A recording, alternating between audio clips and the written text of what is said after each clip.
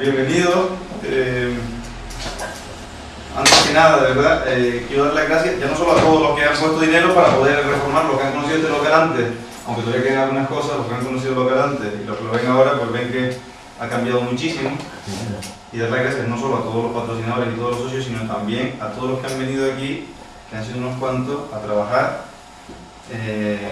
moviendo cajas, trayendo muebles y demás. Algunos de ustedes han estado aquí, veo que falta Javier, por ejemplo, que ha estado aquí no hasta ahora, José, Raquel, y sobre todo los que han estado, es que hay algunos que han estado, los alemanes cuando hablan de la noche, Nacht, es realmente cuando los demás duermen, porque algunos como Juan bien han estado aquí, pues realmente por la noche, cuando los demás dormían, no está Juan Piá por ahí detrás, pues poniendo suelo, ¿no? Poniendo suelo de madera y demás. Pues eso, gracias a todos, a Belén también por supuesto, por el trabajo de todos estos días, de toda esta semana. Y bueno, y no está Max, veo que no está Max por aquí, siempre suele llegar siempre tarde, yo con una moto, seguramente será él. Pues Max ha puesto la electricidad, y ha estado los últimos días poniendo electricidad por aquí y también moviendo carga. Gracias a todos, de verdad. Bueno, esta va a ser la primera conferencia. Muchos de ustedes, algunos de ustedes al menos, venían cuando teníamos una charla toda la semana, y de esa charla nos lo pasamos fantástico y además salieron muchísimos artículos que después fueron publicados en revistas, fueron publicados en Libertad Digital y salieron incluso ideas que después pues terminaron cojando, a otras no. Una de esas ideas en esas reuniones era tener una asociación, ¿no? Era tener una asociación o un instituto en el que pudiésemos tener charlas de forma regular, que fuese un poquito más cómodo que aquel local en el que hacía frío siempre. Y bueno, pues al final lo tenemos. Espero que a partir de hoy, toda la semana, tengamos alguna actividad, como mínimo una actividad semanal. Y para empezar, pues qué mejor que tener a don Jesús Huerta de Soto aquí con nosotros, ¿no? La verdad que presentarle, la verdad que es muy difícil presentarle porque le conocen todos ya perfectamente. Algunos somos incluso discípulos de él, otros, pues muchos conocieron el idealismo a través de algún libro de él, muchos a través de socialismo, otros a través de dinero, el crédito bancario y ciclos económicos, y todos le conocen perfectamente. Yo comentar dos cosas nada más. Una, bueno, todos saben que tiene muchos libros, tiene al menos 6 libros importantes, otros editados por él, muchísimos artículos de relevancia que todos conocen, no voy a entrar en detalle. Quizá sí comentarles, recuerdo perfectamente una anécdota, recuerdo perfectamente el día que Jesús Huerta de Soto me dice que si quiero hacer doctorado con él. Y me comenta, cuando le digo que sí, me dice, pero Gabriel, ¿tú sabes de verdad en qué te estás metiendo? ¿Tú sabes qué significa esto meterse en la escuela austriaca? Porque el mundillo de la escuela austriaca, eso acaba con tu carrera, acaba con todo, acaba realmente eso piénsatelo 2 veces, de verdad. Y bueno, digo eso simplemente para decir que no solo Jesús Huerta de Soto, no solo es un académico pues, de una talla impresionante, sino que además pues, es una persona de una grandísima valía y que es realmente fantástico que comencemos pues, precisamente con él. Bueno, pues con él.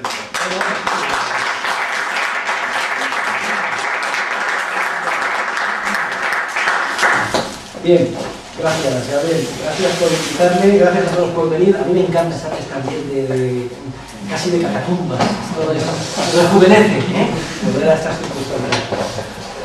Antes de empezar, sí me gustaría decir algunas cosillas sobre todo lo que estamos haciendo para que estemos coordinados y lo sepamos. Seguimos con las clases, como sabéis, en la Universidad Rey Juan Carlos, y este año hay un cambio importante, porque resulta que tengo un grupo muy numeroso, de 150 alumnos. Hola. Me han encargado de la economía en el grupo de la tarde de primero, no solo de la licenciatura de Dirección y Administración de Empresas, sino de un programa conjunto que han hecho, que es Economía de la Empresa y Ciencias y Medios Audiovisuales. Total, que la mitad de mis alumnos son estudiantes de televisión, que van a ir a trabajar a la televisión de mañana. Entonces, como consecuencia de que han hecho este grupo conjunto, hemos tenido que cambiar el horario del doctorado, porque ellos vienen de otra clase de prácticas audiovisuales y no podía, era incompatible. Consecuencia de esto, vamos a empezar el doctorado a las 6:30 en el aula 57 y terminar a las 8. Y yo después, de 8 a 9, tengo la clase de licenciatura conjunta. La Rey Juan Carlos tiene una licenciatura de periodismo audiovisual que es la más demandada en España. Sobre todo porque se ha gastado el señor Gallardón cuando estaba, se ha gastado la hijuela en unas instalaciones. Bueno, ha hecho unos estudios televisivos que para si los quisiera Televisión Española, que están en Fuenlabrada. Y de ahí es catedrática la actual directora de la Televisión Española. O sea que tenemos ahí muchas esperanzas puestas. Otra noticia interesante es que la semana que viene me voy a Lisboa, porque presento en la Universidad Católica de Lisboa la primera edición portuguesa del libro La Escuela Austriaca, que es este que acaban de publicar los portugueses. Hay un instituto allí parecido a este que se llama La Causa Liberal, y han fundado una editorial que titulan O Espíritu das Leis, el espíritu de las leyes, con la paz, el logotipo es la cara de Montesquieu. Y ellos, pues, el primer libro que publican es el mío. Su proyecto es seguir publicando ediciones portuguesas de los grandes liberales austriacos. Hasta ahora, los libros en portugués liberales se publicaban por un instituto que hay en Río de Janeiro, que tú conoces, que está bajo la férula de Donald Stuart, que fue el traductor al portugués de la acción humana y que falleció de un infarto hace 2 o 3 años. Los portugueses estaban al margen de estos circuitos, pero ahora se han empezado a animar. Y sobre todo, gracias a la influencia de España, porque han recibido los libros de una editorial. Hicimos a un portugués, profesor da Silva Moreira, miembro de la Montpellerin, y hay ahí pues bastante movimiento. Y lo traigo a colación no solo porque lo voy a presentar la semana que viene, sino porque hay unas conexiones muy intensas con la Universidad Agostinho Neto de Luanda, en Angola. De hecho, ha venido el vicerrector, ha venido el decano. Estamos haciendo un programa conjunto con la Universidad Rey Juan Carlos. Y aunque parezca increíble, ya han publicado su primer libro, prologado por mí, del que han hecho nada más y nada menos que 20.000 ejemplares. Esa universidad es una cosa monstruosa, excomunista, con 300.000 de los estudiantes, imaginaosla, ¿no? Y es un libro que llaman ellos de organización y métodos de la empresa, pero de contenido esencialmente austriaco, desarrollo de la teoría de la eficiencia dinámica. Y me han pedido que lo prologue yo, e incluso están empeñados que vaya a darles unas conferencias allí, y me han pedido que si voy me reciba el presidente de la República, ex terrorista maoísta, que parece ser que se ha pasado al liberalismo austríaco. Y en Mozambique, pues también están mandando ahí en medio de las guerrillas estos libros. Lo digo porque mencionaba antes que parece que estamos en una catacumba, pero años luz de avanzados respecto de estos países que tanto lo necesitan. Otra anécdota curiosa, ya sabéis que soy vicepresidente de la Sociedad Montpellerin. La Sociedad Montpellerin tiene mucha arraigante tradición, la fundó Hayek en el año 47, con Mises, ha venido funcionando y ampliándose, tiene muchos premios Nobel entre sus miembros, es la gran sociedad de intelectuales liberales. Sin embargo, sí que se nota desde hace tiempo pues, que ha entrado una especie de crisis de identidad. Por un lado, en las reuniones va mucha gente y se puede discutir muy poco y en muy poca profundidad los diferentes temas. Por otro lado, está inundándose de lo políticamente correcto, al menos en la versión liberal, sobre todo como consecuencia de la escuela de Chicago, y esto hace que haya algunos miembros que estén relativamente inquietos y disgustados. Yo voy a ver si con algunos miembros de la Montpellerin le logramos dar un golpe de timón. Pero en todo caso, os doy una novedad, se va a crear una sociedad que en un principio se concibió como alternativa, aunque yo como soy vicepresidente de la Sociedad Montpellerin he luchado porque sea complementaria, y va a ser una sociedad que se va a crear a imagen y semejanza de la Montpellerin por 30 socios fundadores en Turquía en el próximo mes de mayo con el nombre de Mount Ararat Society. La sociedad del Monte Ararat, ¿sabéis de dónde se posó? La Arca de Noé, y allí es donde empezó todo. Bueno, entonces el objetivo fundacional, yo os lo mandaré, lo he publicado también en la revista, una especie de declaración. Lo que se trata es impulsar el liberalismo radical anarquista de avanzado, o sea, de primera línea. Ese es el objetivo.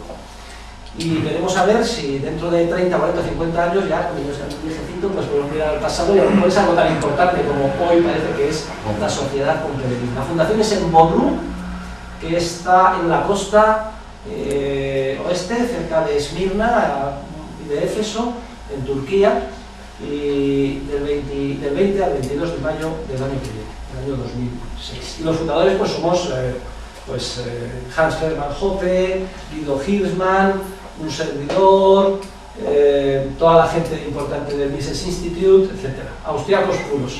Hay algún anarquista radical de Chicago, pero me parece que al final no lo van a invitar a ser fundador. Lo de la Mount Ararat Society también os lo quería comentar. Hace poco he estado en Viena, hace 15 o 20 días, dando una conferencia sobre eficiencia dinámica en la catedral. Fue una cosa emocionante, era el Rooftop Chapel de la Catedral de San Esteban de Viena. Resulta que hicieron una capilla justo en una de las torres más altas, porque cuando estaban rodeados de los turcos dijeron, pues por lo menos nos refugiaremos en la capilla arriba y antes de morir moriremos rezando. Y es en esa capilla, no mucho más grande que esta sala, un poquito más, donde se juntaron 100 personas y yo les hablé del origen español de la escuela austríaca y de la teoría de eficiencia dinámica. Además, en un ambiente espiritualizado, porque estaban ensayando al órgano y hay una especie como de ventanucos que dan a la catedral y cada vez que yo paraba, sonaba el órgano. Una cosa ahí muy curiosa y misteriosa. Y parece ser que la editorial que le publica los libros al Hayek Institute pues va a publicar el libro de la escuela austríaca que ha traducido Igor Krum. Es la editorial del Frankfurter Allgemeine Zeitung, el FAC, que se distribuye bastante en la Alemania y en Austria.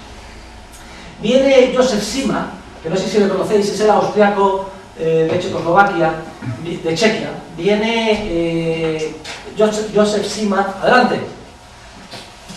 ¿Cómo rejuvenecen esto, señor Boceta? Venía a las catacumbas. A mí me rejuvenece. También, yo eres joven todavía. Bueno, yo voy para los 50, ¿eh? Bueno, que yo voy para los 50. No te das una corbata a Dan Smith, que le echen a esta señora que se quita la corbata. Es que sabía que venía él y dije, pues ya voy a provocar. Bueno, pues, como sabéis, hay una anécdota sobre Chequia interesante.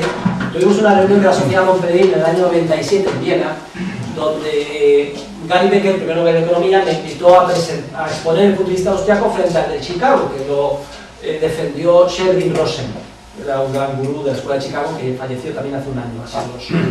Y también hablaron Eric Streisler y Leland Jigger. Posteriormente, Jigger publicó un par de artículos en el Journal of Economic Literature exponiendo lo que se había dicho allí. Yo entré a saco, ataqué radicalmente a los de Chicago.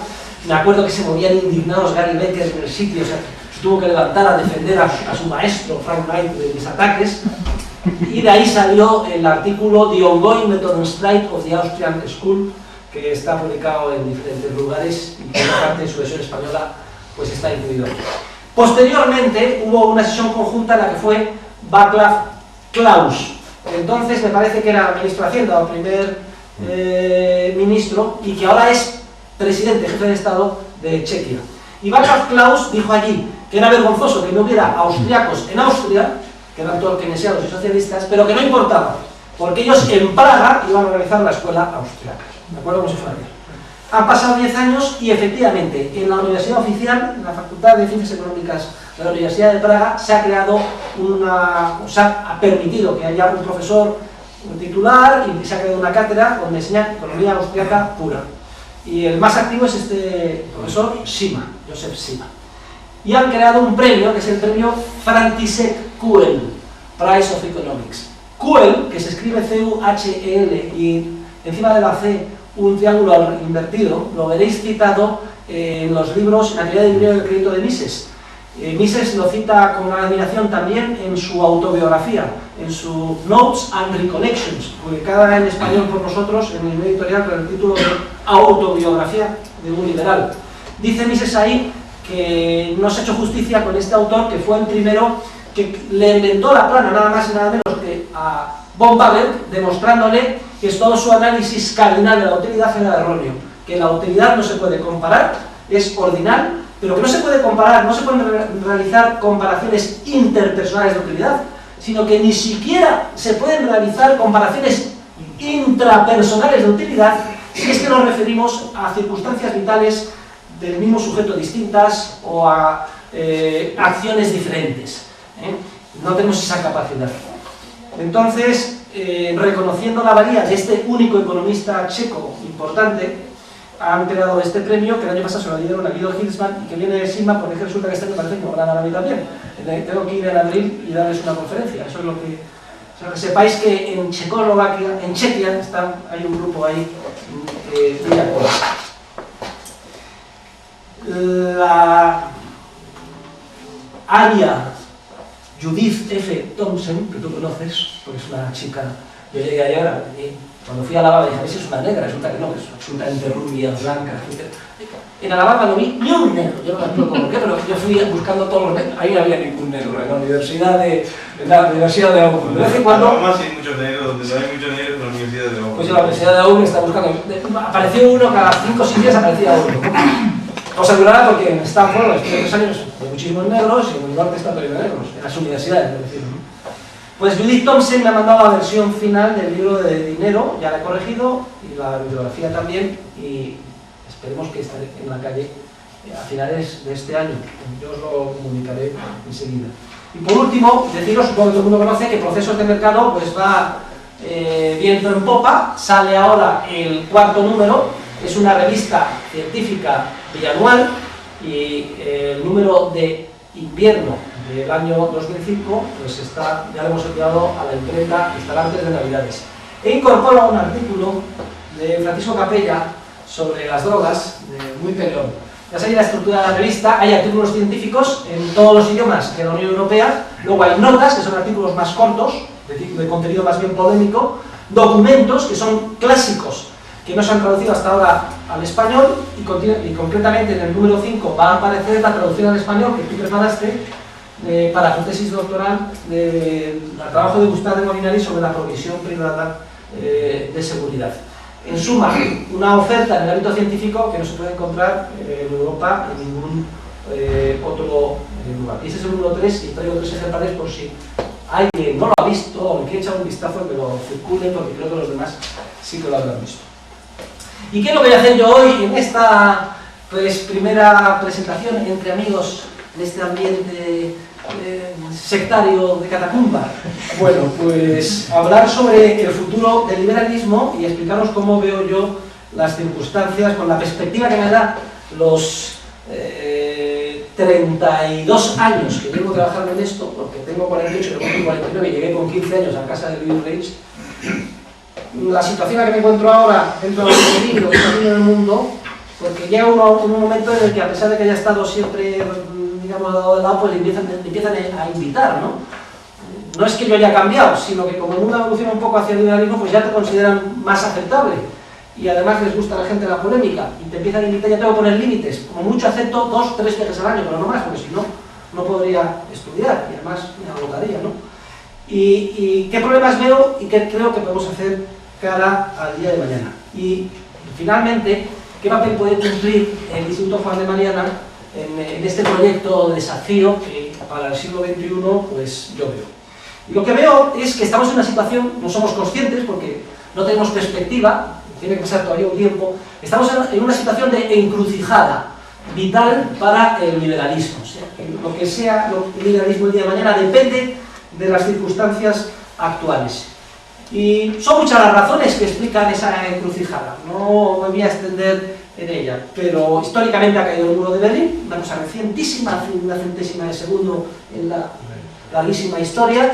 La ciencia económica está en una fase de reconsideración de sus fundamentos, muchas cosas que se pensaban que eran ciertas ahora se ponen en duda, y a nivel, desde el punto de vista político, ya sabéis cómo están las cosas, ¿no? La gran confusión que hay, la izquierda que ha perdido el norte, nuevas banderas que aparecen, por otro lado lo políticamente correcto, la posmodernidad, el todo vale, el relativismo moral, y hay un despiste generalizado tremendo.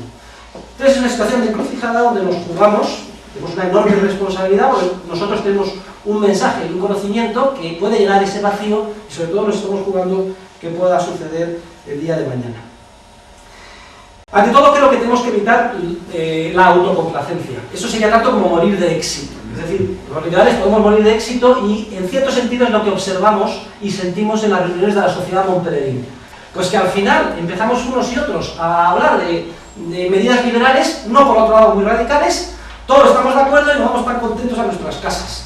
Y si hay alguien que se atreve a ir hasta el fondo de los asuntos, sacar sus últimas conclusiones y defender un punto de vista absolutamente radical, pues poco menos que se le mira como un bicho raro y se le quiera dar de lado. Esas son las circunstancias actuales en la sociedad Montpellerín. A mí me parece penoso porque es el anuncio de la muerte de la institución como no se renueve radicalmente. Hay que dar un golpe de timón, esa es mi impresión. Tenemos que ser más radicales que nunca. Y esto es un poco el mensaje, en pequeña píldora quise yo darlo en el seminario de la Universidad Complutense que hicimos en los cursos de verano el pasado mes de julio, dentro del ciclo que dirigía Rafael Termes. A mí me gustaría pues, que tuviéramos todos un recuerdo cariñoso de Rafael. Nunca es que fuera estar en el cielo escuchándonos muy profundo desde el punto de vista teórico, pero sí es cierto que fue un liberal de pura cepa, absolutamente coherente consigo mismo. Creo que su principal mérito es nunca habernos dado de lado, habernos invitado siempre, y habernos escuchado y habernos apoyado en la medida de lo posible. No sé quiénes estabais aquí, varios. El caso es que yo aproveché para entrar a saco. Había un catedrático de la Universidad del Ejército Alemán de Múnich, y que pensaba el tío que sabía poco menos que entre nosotros tronchaba el nabo con su declaración de liberalismo, y yo allí quise demostrarle pues, que era un poco menos que un socialista, ¿no? Y como no quise quedar mal con el catedrático, centré, y con todo mi cariño dije, yo voy a demostrar que es Rafael Termes un gran estatista, porque es el que tenía al lado y además Termes reaccionó con una enorme caballerosidad y simpatía como siempre, y entonces ya estaba el hombre ya muy mayor, luego ya sabéis que le dio una leucemia y se murió en pocos días, dijo algo que yo después he pensado que fue su testamento político. Dijo, bueno, como me ha dado pie el profesor Huerta, yo voy a explicar muy brevemente mi concepción de liberalismo. Y dio una concepción muy sana de liberalismo, pero al fin y al cabo de gobierno limitado, y que dijo que tenía que existir 5 ministerios, una serie de cuestiones. En pocas palabras, Rafael Termes era José Luis Rodríguez Zapatero. Y en ese sentido, pues yo se lo quise hacer ver, pero teníamos todos tan contentos. El mensaje mío, ¿cuál fue? El mensaje mío es que no tenemos más remedio que radicalizarnos y no avergonzarnos por hacerlo. Radicalizarse es simplemente ir hasta la raíz y hasta las últimas consecuencias lógicas de lo que suponen los principios liberales. Es la única manera de que en toda la confusión del relativismo moral, científico y político que hay en día tengamos una especie mínima de brújula o de faro que en las tinieblas procelosas del mar nocturno pues nos oriente hacia donde debemos ir. En el campo de la teoría, pues en el campo de la teoría hay que dar un golpe de timón radical. O sea, vamos a ver, actualmente estoy en un proceso de elaborar un libro que yo quiero que sea una especie de tratado que sustituya a la acción humana como libro de texto a mis alumnos para el día de mañana. Y el problema que tengo es cada día vaciar mi mente para que no me influya todo lo que he aprendido, porque es que me tiene castrado, me lastra, me hunde. O sea, hay que reconstruir la ciencia económica entera desde el principio, con una concepción dinámica del mercado, toda la teoría de los precios nueva. El diseño de mi libro es empezar con la función empresarial, explicar el proceso de mercado, de creatividad y de coordinación, inmediatamente explicar la teoría de los precios, no es que sin funciones, explicando que las funciones y las curvas son erróneas, que no existe la función de demanda ni la curva de demanda, que no hay una relación inversa entre precios y cantidades, una relación directa, que el precio nunca es la variable independiente, siempre la variable dependiente después de un proceso. Y esto significa vaciar la mente de todo lo que has aprendido y reconstruir nuevo toda la economía. De ahí pasas a la teoría del capital, a cómo se produce el proceso de acumulación, das entrada a la teoría de las instituciones y explicas el modelo puro anarcocapitalista, que es el primer objetivo que un estudiante de economía tiene que conocer. Es decir, es la principal aportación de nuestra ciencia, que hay un orden espontáneo que funciona y cómo funciona. Y la conclusión es el modelo anarcocapitalista. Esa es el primer capítulo, la primera área, la primera parte de mi tratado de economía. Después, en la segunda, se explica por qué ha surgido el Estado, como resultado de una confluencia de tres factores: un error teórico, un error histórico y un error ético, y un análisis evolutivo del Estado y qué consecuencias y efectos tiene. Y luego hay una tercera parte, sería de política económica, reconociendo la situación en la que nos encontramos, que hay que hacer para llegar a ese modelo ideal que estudiábamos en la primera, que es el sistema anarcocapitalista. Esto para mí sería el ideal que debería de aprender un estudiante de primer curso de Ciencias Económicas. En la parte, hay dos tomos, el tratado tiene un tomo 1 que es teoría, donde se explica esto, y un tomo 2 que es historia. En la parte de historia está incluida una introducción metodológica, y también hay una parte de historia de los hechos económicos, donde yo quiero brevemente en flashes hacer lo mismo que hizo Rothbard en su historia del pensamiento económico, desde el punto de vista austríaco, los dos volúmenes, pero yo en flashes desde el punto de vista de los hechos, es decir, una interpretación liberal de los hechos económicos desde los griegos hasta hoy, en los momentos más importantes, en los capítulos más importantes de la historia. Y también hay una sección de semblanzas de grandes economistas.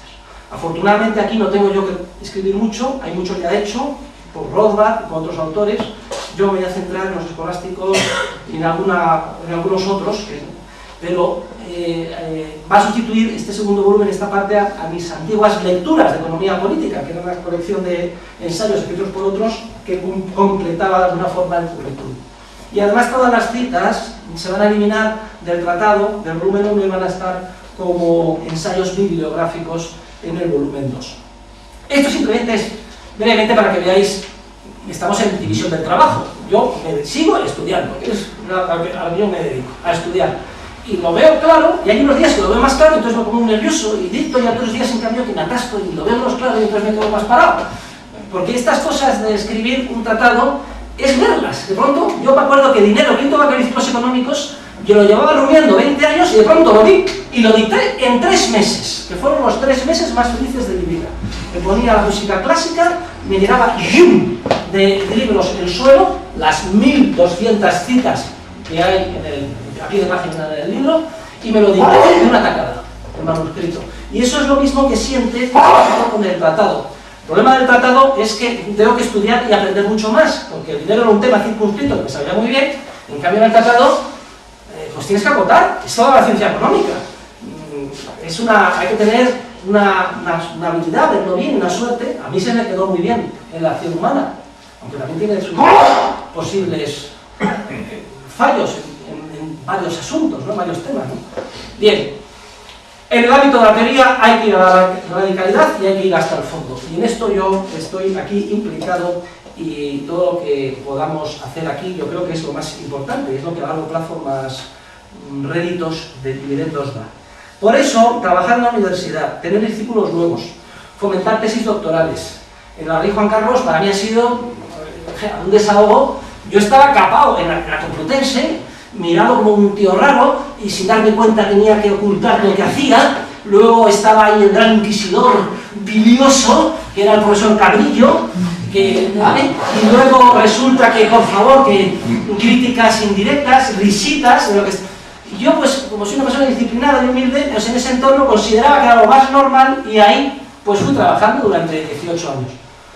Saco la cátedra y llevo a la de Juan Carlos, pues esto ha sido como llenarme de oxígeno y salir al campo y ser un hombre feliz, porque resulta que todo el mundo hace lo que yo digo, nadie me discute. Llega usted, profesor Berta de Soto, la bibliotecaria, el decano, nuevos compañeros, por fin viene alguien aquí que hace algo. Todas las tesis doctorales, todas las que usted quiera, todos tenéis que ser doctores, que ha sido Bolaños, que ha sido tú, etc. Y luego además, con más o menos dificultades, estamos metiendo a profesores como Gabriel, que ya está de profesor asociado en la universidad, es el Calito del Fraile, te tienes bien, que luego ya te pones en el escalafón y te miras de catedrático. O sea que esto es una cosa, al fin y al cabo es una universidad pública, hay que aprovecharse por la democracia, ¿no? Y bueno, y tú lo has visto, hemos lanzado el Instituto Juan de Mariana, que somos la catacumba de la secta, y ahí quién ha venido, solo faltaba el rey. Estaba el rector, el decano, la presidenta de la comunidad, todo el mundo. Y el rector organizó ahí todo el lío y fue porque al fin y al cabo le importaba todo tres pepinos, pero lo que quería era poder hablar con la presidenta para que le subiera la dotación a la universidad. Era por eso, Y todo era por de brazo. Y dice que necesitamos 40 millones más de euros. Oye, que no, que son 45, que son 45 millones de euros. Y así, ¿no? Bien. La universidad y el estudio. Y luego, pues, defenderlo a nivel internacional y sobre todo defendernos de lo políticamente correcto. Lo políticamente correcto en el ámbito teórico de la economía es la Escuela de Chicago, que es enormemente peligrosa. Controlan todos los departamentos, son muy imperialistas, son arrogantes y además atacan con la ley del silencio.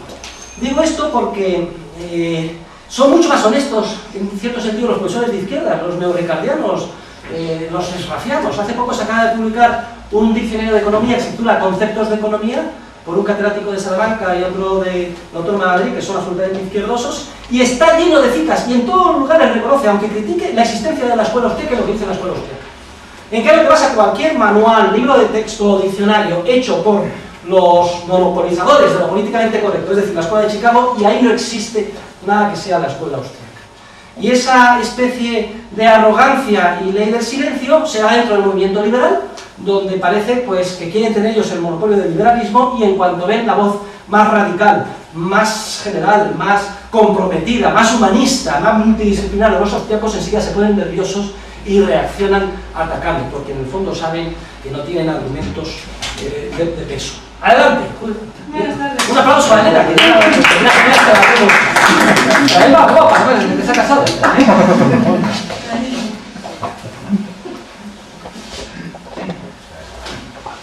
Bien, el golpe de timón no solo hay que darlo en el ámbito de la teoría, el golpe de timón pienso que hay que darlo también en el ámbito de la política. Es decir, los liberales, y esto creo que es una gran aportación de Hans Hermann Hoppe, debemos de reconocer que hemos fracasado históricamente a la hora de limitar el Estado. Es decir, por mucho que hemos desarrollado teorías, separación de poderes, análisis económico, etc., es un hecho histórico nuestra incapacidad para limitar el crecimiento del Estado. Y existen muchas razones teóricas que lo explican, la escuela de la public choice, etc. Pero bueno, la podemos resumir en una. La democracia impide que el estatismo desaparezca. Yo creo que esto es un hecho incontrovertible. Y por tanto, el golpe de timón en el ámbito político es que tenemos que ser profunda y esencialmente antidemocráticos. Esto yo no lo veo ninguna. Esto no significa, claro, esto lo dices fuera de este contexto, de esta secta, todo el mundo piensa, pues aquí se está la falange española, o aquí estos son los revolucionarios defensores de la dictadura. No. El golpe de timón en el ámbito político, si soy capaz de explicarlo con más claridad, es primero reconocer que el enemigo ideológico no es tanto el socialismo como el estatismo. Ese es el primer punto. Y de 30 años criticando el socialismo, pues yo a partir de ahora, desde hace ya unos pocos años, ya no hablo tanto de socialismo como de estatismo. Porque antes decíamos socialismo de derechas y socialismo de izquierdas. No es así. El estatismo nos inunda por todos los partidos, por todos los frentes, en todas las instituciones, incluso dentro de nosotros mismos. Estamos acostumbrados a un comportamiento automatizado, un entorno social en el que se produce un vacío incluso, que nos produce enorme vértigo si el Estado desaparece. Es el estatismo el peligro. Y en ese sentido hay que luchar contra el Estado. Es lo que quise decir en el mensaje de la Universidad de Verano con Rafael Termes. Le dije a Termes, es que incluso ese gran desarrollo de los teóricos liberales del Estado de Derecho, tenemos que dar un paso. No es que sea un objetivo que debamos valorar y luchar por él, un Estado de Derecho con gobierno limitado y separación de poderes. Es que tenemos que reconocer que el concepto de Estado de Derecho es una contradicción en los términos. ¿Cómo vamos a convertir en un desideratum, en un objetivo con el que luchar, algo que es una contradicción en los términos, como mezclar agua con aceite, como decía Anthony de Hassain, el concepto de un círculo cuadrado o de una puta virgen, uno de los libros más importantes que tiene Anthony de Hassain. Fue mi predecesor en el premio Adam Smith Awards. Vaya por Dios, me dieron el premio Adam Smith. Sobre eso hablaremos. Bien. Bueno, pues es una contradicción en los términos. El Estado, en la medida en que tiene el monopolio de la fuerza, está condenado a ir contra el concepto de derecho con mayúsculas o ley con mayúsculas, entendido como esa norma general, abstracta, aplicable a todos por igual y que es un resultado de la plasmación evolutiva de la naturaleza del ser humano. Y es una de las principales influencias malsanas de las circunstancias actuales estatistas es que hemos llegado a identificar el concepto de ley con el concepto de Estado, con la existencia del concepto de Estado. El paso siguiente es el que es imposible reformar la democracia. Es decir, hay muchos intentos y muchos de ellos muy bien intencionados. Tenéis el más conocido, el tercer volumen de Derecho, Legislación y Libertad, que por cierto tu padre ha emprendido su labor suma de retraducirlo entero para publicarlo en un único volumen. Y entonces Hayek intuye todo esto, lo ve muy bien. Y en la Declaración de Principios de la Sociedad Monte Ararat se está muy bien, para que precisamente no nos digan vamos a ha surgido una institución anti-Montpellier, no, es complementaria, pero de aquellos más radicales que quieren ir más lejos y más deprisa, ¿no? Lo hemos llenado de citas de Hayek. Hayek lo intuye, lo ve y dice hay que reformar la democracia.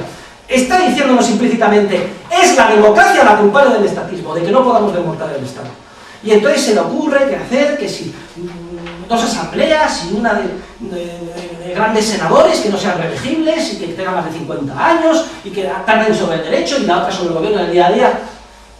Pamplinas. Es decir, cuesta tanto hacer un cambio democrático para hacer la reforma de Hayek como hacer un cambio revolucionario para acabar con la democracia y con el Estado. O sea que si nos va a costar lo mismo, vamos directamente, sin hacer vericuentos, un atajo directo al objetivo. ¿Cuál es el mensaje? Pues el mensaje es que tenemos que poner toda la carne en el asador en nuestra actividad ideológica, teórica, investigadora y política para acabar con el Estado y por tanto para defender un sistema eminentemente anarquista, en el sentido de que esté centrado en ese orden espontáneo que se explicaba antes, que culmina el volumen 1 de mi libro sobre el Tratado de Economía Política Moderna. Y la anarquía tiene, pues, hombre, una serie de memoranzas o reflexiones o relaciones históricas concretas, sobre todo en el caso español. Ahora, por ejemplo, el diario Mundo está sacando todas las semanas un volumen sobre un mes de cada uno de los 31 o 30 que duró la guerra civil, y aparecen los anarquistas cada 2 por 3 y la FAI, la Federación Anarquista Ibérica. Yo los devoro, me interesa muchísimo. Estaba este verano, además, en la calle de Gibraltar de Salamanca, donde si habéis estado, al lado de ese magnífico edificio, la Casa de Lis, que es el edificio de Art Nouveau mejor de Europa, está el Archivo General de la Guerra Civil. Y ha sido para mí apasionante pues, ver el archivo. Está perfectamente informatizado, por cierto. Hay una exposición permanente de masones, de republicanos, de comunistas, y faltan bandos anarquistas. Fijaros cómo lo políticamente correcto y el estatismo influye todo, incluso este ámbito. La guerra civil, lo podéis ver en la selección del Mundo, que por cierto está bastante equilibrada, porque ponen siempre versiones complementarias, y se nota que la mano de Pedro J. Ramírez no es que sea Río Boa, pero vamos, que está bastante equilibrada. Pues se ve que allí el principal problema de fondo que tiene la República es el estatismo de los comunistas frente al anarquismo revolucionario. Y la lucha, la tensión que hay, y los intentos que hay en Barcelona por desarmarlos como ellos no quieren, etc. En el próximo número, por cierto, de Procesos del Mercado, hay una nota adorable de Luis María Linde que se titula El dinero de los anarquistas.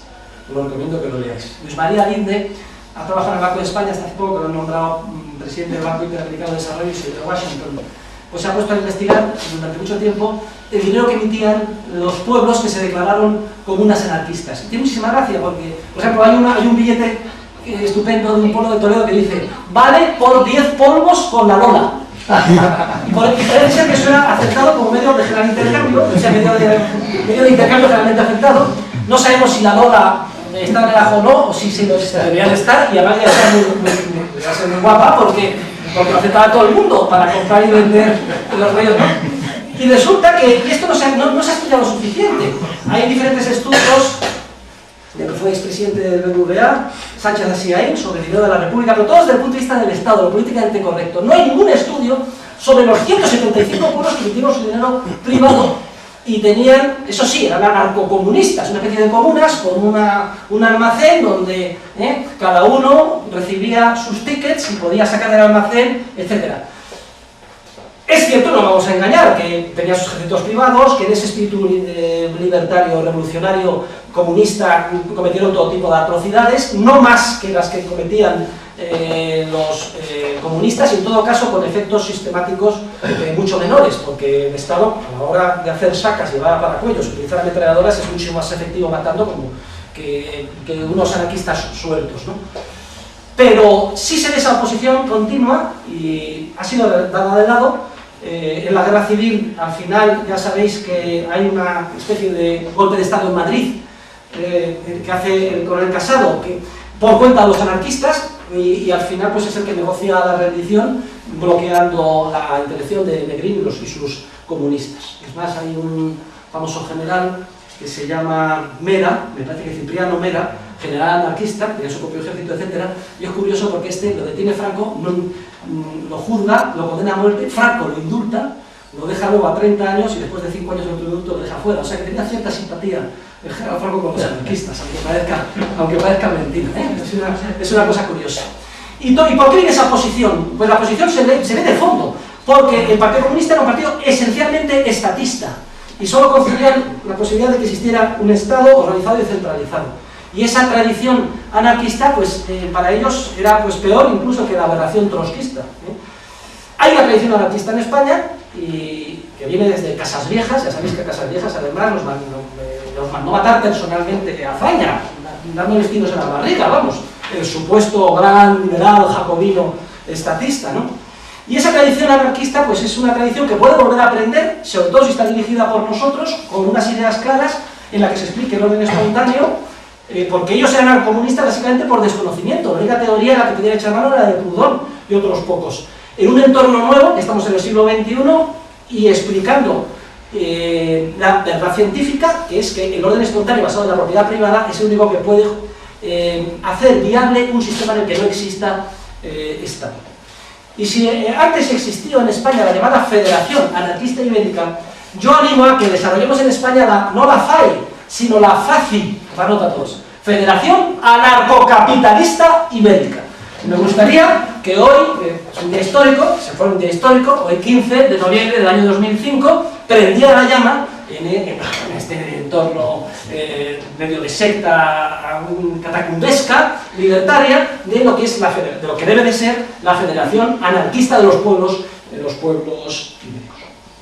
Y no tengo que ocultaros la honda y profunda satisfacción que el otro día me produjo, viniendo de viaje, coger el ABC, y el autor ABC, la quinta esencia del conservadurismo de derechas, horrorizado, dice: Zapatero quiere reducir el gobierno central a su mínima expresión. Solo 7 ministerios. Coño, este es de los míos. Este es de los míos. Por fin hay alguien que se la pone a razones equivocadas, un confuso, etc. Me han dicho que fue el último de la clase en todo su momento. No importa, ser el último de la clase, un mujeriego y un incapaz no es incompatible con ser un genio, desde el punto de vista de nuestra ideología. Estamos ahora en un debate muy curioso, lleno de implicaciones, que siempre nos pone en una situación de incomodidad a los liberales, muy parecido al que hubo con el famoso de Ibarretxe, el problema también que plantea la ETA, etc. Aquí es muy importante, yo me di cuenta hace ya años, pues tener la mente clara y fría. Me di cuenta cuando estudié el debate que mantuvieron Salvador de Madariaga y Mises sobre los nacionalismos españoles. Salvador de Madariaga fue invitado a ser miembro de la Sociedad Montpellier, fue a las primeras reuniones, se peleó con Mises sobre este tema, completamente sobre España, dio un portazo y no volvió más. Porque Salvador de Madariaga, maravilloso escritor, humanista, liberal, todo lo que queráis, pero era un centralista estatista de cojones. Lo tiene ahí una obsesión esa de que no pueda haber una especie de periferia policéntrica.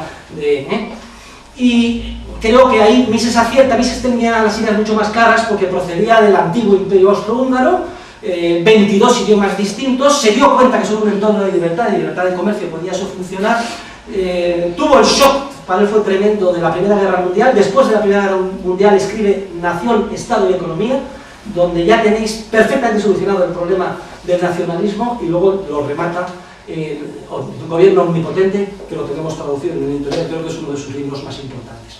Y a todos estos compañeros nuestros de viaje de derechas, liberales, que se rasgan las vestiduras, y que vaya por Dios, y que el Estatuto de Cataluña, etc., yo les diría, mira, sí, pero primero, estudiate a fondo gobierno omnipotente y luego vamos. Porque cualquier persona que se diga gobierno omnipotente tiene que llegar a la conclusión que yo establecí y lo puse. Si leerías un resumen aplicado, actualizado, de la aportación de Mises en mi trabajo Teoría del Nacionalismo Liberal. Publicamos para los en Italia y luego está en español, en inglés y en otras lenguas.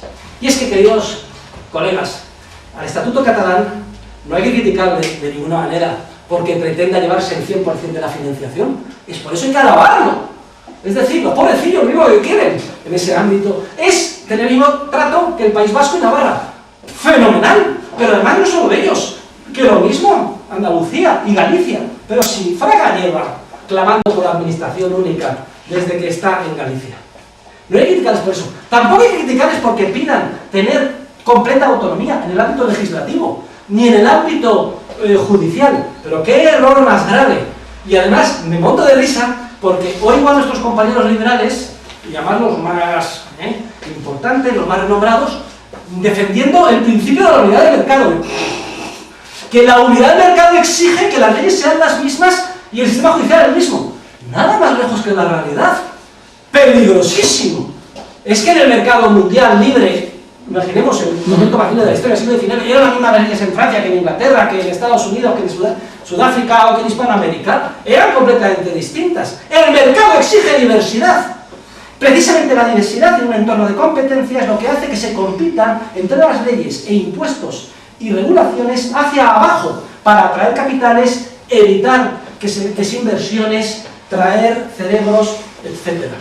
El mercado lo único que exige es respeto a la propiedad privada y a la función empresarial. Y no hay nada más peligroso que para la propiedad privada y la función empresarial que la centralización a nivel geográfico de los procesos legislativos e incluso los procesos judiciales. Y es que también se dan para repetidas a nuestros amigos liberales. Adolfo Prego de Oliver, ¿pero qué es eso que vaya a haber? Otro Consejo General del Poder Judicial en Cataluña. Habráse visto, pues a lo mejor terminamos con el Consejo Disgregado 17 y yo contesto, maravilloso que esté Disgregado 17, en 17 o en 100. Porque es que si no existiera el Estado central, o fuera una cosa puramente simbólica, una corona del Commonwealth, y hubiera 17, ¿vosotros creéis que hubiera podido organizarse la OPA totalmente politizada, por activa y por pasiva, de Endesa? Endesa en ese entorno sería una multinacional como la General Motors, no se podría organizar por ningún centro con un amigo en plan de amiguetes que yo controlo el órgano de la defensa de la competencia, etcétera, lanza tú con la Caixa, con una empresa que a su vez era pública también antes, gas natural. Todo esto no tendría sentido. Pero es que además yo en el ABC, los líderes sindicales indignados con que se rompa la unidad del mercado laboral. Pues mirad, en la medida en que ellos están indignados, yo ese día fui felicísimo, porque no hay cosa más maravillosa que se rompa la unidad del mercado laboral. Eso sería fenomenal. Y además está claro, ¿cómo no lo ve un liberal? Que esto es evidente, es la salida ideal, están temblando de miedo. Que tengan su derecho laboral los catalanes, fenomenal, que tengan los andaluces, los gallegos, etc. Porque en esa medida también podemos competir, atraer inversiones, etc. Lo peor que puede suceder es que se organizara un cártel, se pusieran de acuerdo los diferentes órganos legislativos de las comunidades autónomas o países o lo que fuera y se pusieran de acuerdo. Bien, estaríamos donde estamos ahora, que está impuesto a nivel de todo el Estado español. Y yo siempre pongo el ejemplo de Portugal, digo, en Portugal, digo, ¿qué os importa que Cataluña se separe? También tenemos separado a Portugal, pero si fue un accidente histórico, fue que cuando el duque de Olivares se quedó, me dijo, coño, no tengo nada más que, o para conquistar Portugal o Cataluña, ¿dónde voy? Pues vamos a Cataluña. Por eso Portugal es independiente, pero si hubiera dicho, coño, vamos a Portugal, pues estaría Cataluña independiente y Portugal estaría donde está ahora Cataluña, y no habría pasado nada, llevaba 180 o 200 años formando parte de Portugal de la corona española. El Estado-nación, tal y como lo concebimos, es un anacronismo histórico, que no tiene ni pies ni cabeza. Y entonces, en el proceso de desmantelamiento, algunas veces me sale la palabra destruir, destrucción del Estado. Bueno, pero es que destrucción parece demasiado violento, ¿no? Que se va a coger una cosa, un libro y una pala y vamos a destruir. A veces se ha hablado de construcción, no me gusta nada, estamos en la terminología posmodernista.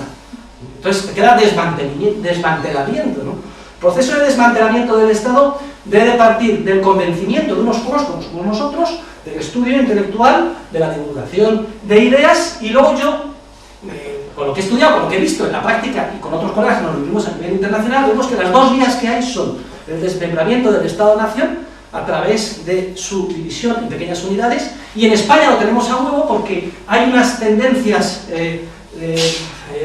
centrífugas muy importantes, hay que reconocer que protagonizadas por movimientos que se llaman nacionalistas, y también la vía directa de desmontar el Estado y sustituirlo por empresas privadas multinacionales. Pero en ese sentido, multinacionales no debemos de pensar a nivel del mundo global, sino en un Estado dividido en 25 estados, en el caso de España, multinacionales cualquiera que opere en Andalucía y en Madrid, Comunidad Autónoma de Madrid. Y qué feliz seríamos en Madrid, si nos quitamos a toda esta chusma de manifestaciones. Ya no tenía que venir a manifestarse, claro, se manifestarían los catalanes y irían a joder a la Generalitat. Nosotros irían a La Coruña, nosotros a Lisboa, etc. En Madrid nos dejan tranquilos, y a lo mejor a algún barrio, pues iríamos con un primer paso, porque luego iríamos a dividir Madrid en barrios, pero eso es otro tema que hablaríamos más adelante. Al Estatuto de Cataluña no hay que criticarle por lo bueno que tiene. Ser independentista, querer autonomía financiera y autonomía legislativa y judicial. Hay que criticarlo por algo que no se ha criticado hasta ahora, nada más que de manera sesgada, porque es profunda y esencialmente intervencionista. Pero ojo, entre nosotros, no más que todo el Estado central español, no mucho más. Habla de, y lo incorpora a nivel de Constitución, de la necesidad de impulsar la responsabilidad social en el mundo de la empresa. ¿Qué es eso? Habla de la necesidad de fomentar, poco menos que la cogestión empresarial, representación de los trabajadores. Cada 2 por 3 habla de que corresponderá a la Generalitat la regulación y el impulso de todo. Ahí el Estado, la Generalitat, Perito, va a impulsar todo. Desde que nace la familia, los anticonceptivos, la cultura, la diversión, el deporte, todo lo va a hacer. Bien, pero luego vienes aquí y dices, es algo muy distinto de lo que hace Esperanza Aguirre, porque el otro día vino una señora a verme, mira, yo soy la directora de la mujer de la Comunidad de Madrid. Pues esa esta tontería que es. Me mira, no, yo tengo de Esperanza. ¿Vosotros qué hacéis? Pues nada, impulsar a la mujer. ¿Y esto? ¿Por qué tiene que estar existir? No va a haber mucha diferencia, es decir, es una oportunidad única el Estatuto de Cataluña para criticarle por estatista. Y de paso, como es lo mismo que hacemos en el resto de España, criticar el estatismo del resto de España. ¿Lo ha hecho alguien? Nadie. Porque es que resulta que los que se oponen son nacionalistas españoles, que para ellos es, por razones románticas, de tradición o lo que sea, un trauma. El otro día me lo decían en el concierto, me decía una señora muy de derechas. Es que esto sería complejísimo, que cada uno tenga su gobierno y haga sus leyes, y para mí sería de lo más incómodo. ¿Incómodo? ¿Qué cómodo no eres? No es nada incómodo. Tú te coges en tu coche y vas a Francia. ¿Dónde está la incomodidad? Pues te enteras un poco, y además, pues la gran ventaja es que te van a entender un poco mejor en español, se supone, en Cataluña que en Francia, y ya te enterarás de lo que... Y además, que les dejes salir a ruedo a los catalanes, a imponer su lengua, su proteccionismo cultural, etc. Los catalanes la pena es la pena. Los efectos de eso van a ser demoledores, en un entorno además de deslocalización industrial, etc. Inmediatamente tienen que dar un cambio de rumbo. Máxime si cogemos en Madrid un entorno de independencia y la chula de Esperanza dice eliminar el impuesto de sucesiones.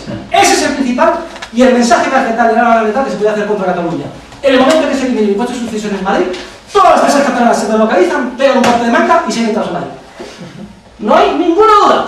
Y antes de que suceda eso, los propios catalanes eliminan su impuesto de sucesiones.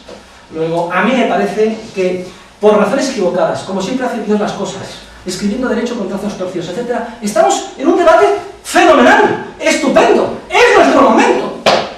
Es nuestro momento para salir a la palestra y explicar las cosas y sobre todo para llamar la atención. Y a los que veis a los debates, pues ya sabéis, venga, estatuto, y criticarle por lo que tiene de malo, que es su estatismo, y no por lo que tiene de malo.